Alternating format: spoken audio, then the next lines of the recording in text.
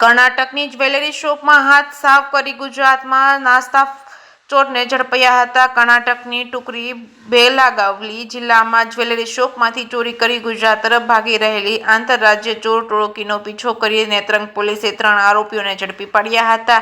ડેડિયાપાડા તરફથી MP05CB 3246 નંબરની સફેદ હુન્ડાઈ કાર આવતા પોલીસે વાહન ચેકિંગ કર્યું હતું. પોલીસને જોતા કારમાં સવાર શખ્સોને ગાડી દોડાવી દેતા પોલીસે પીછો કર્યો તો આગળથી આવતા વાહનોની આડસ ઊભી કરી રસ્તો બ્લોક કરતા કાર અટકી હતી, પરંતુ કારમાંથી શખ્સો ઉતરીને અંધારામાં ફરાર થઈ ગયા હતા. ડ્રાઈવર સહિત એક શખ્સ પોલીસના હાથે ઝડપાયો તો આરોપીઓ ફરાર થતા નેત્રંગ પોલીસે અલગ અલગ ટીમો બનાવી થવા મંડાળા, સેજપુર તેમજ ખરીજપાડા તેમજ ખાબરી, ભરાડા સહિતના આસપાસના ગામો અને જંગલ વિસ્તારમાં કોમ્બિંગ હાથ ધર્યું હતું. કરજણ નદીના પટને પણ કોર્ડન કરી ડ્રોન કેમેરાની મદદથી સઘન સર્ચ ઓપરેશન હાથ ધરાયું હતું. આ દરમિયાન વધુ 2 આરોપીઓને ઝડપી લેવામાં આવ્યા હતા, જ્યારે અન્ય 2 આરોપીઓને ઝડપી પાડવા પોલીસનું સર્ચ ઓપરેશન ચાલુ છે.